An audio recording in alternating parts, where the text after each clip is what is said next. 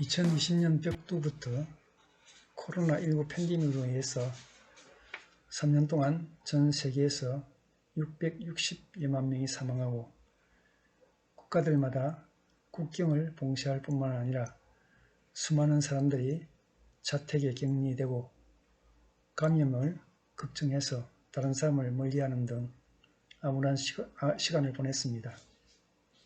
비로소 2022년 가을을 맞이해서 팬데믹이 진정될 기미를 보이고 지구상의 생기와 활기가 차츰 회복되는 듯 하지만 지난 2월부터 시작된 러시아와 우크라이나의 전쟁으로 인해서 세계의 경제가 악화되고 물가가 치솟는 등 힘겨운 나날이 이어지고 있습니다.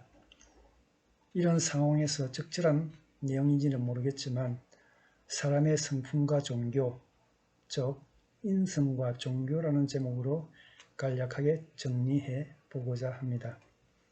본인이 학교에 다닐 때 사람의 성품에 대해서 맹자가 성선설, 순자는 성악설을 주장했다고 배운 적이 있습니다. 맹자의 성선설은 인에서 우러나오는 척은지심, 의에서 우러나오는 수호지심, 예에서 우러나오는 사양지심, 지에서 우러나오는 시비지심 등 4가지 성품이 천성적으로 갖춰져 있기 때문에 인성이 선하다고 한 것입니다.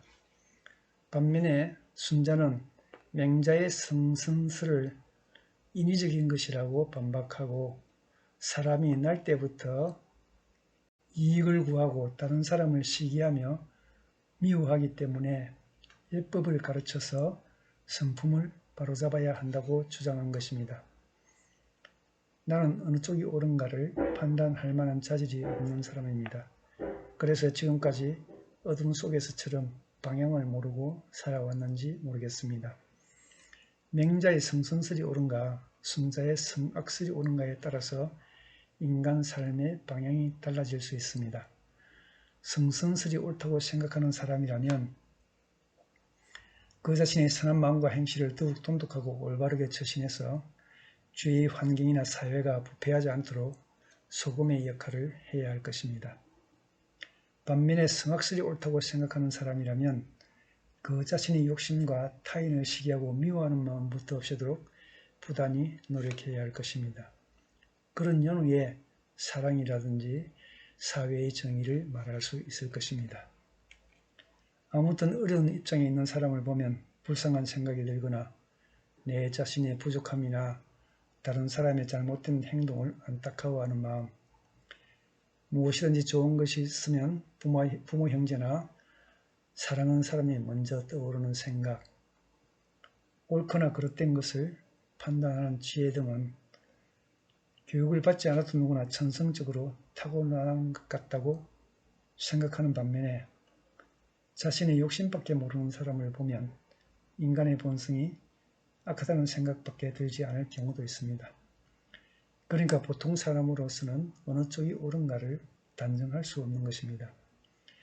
오래전부터 인간의 성품을 천성적으로 선하다거나 악하다고 규정할 수 없다고 생각한 유식자들도 없지 않았던지 BC 53년부터 AD 18년까지 살았다고 알려져 있는 양웅이라는 유학자는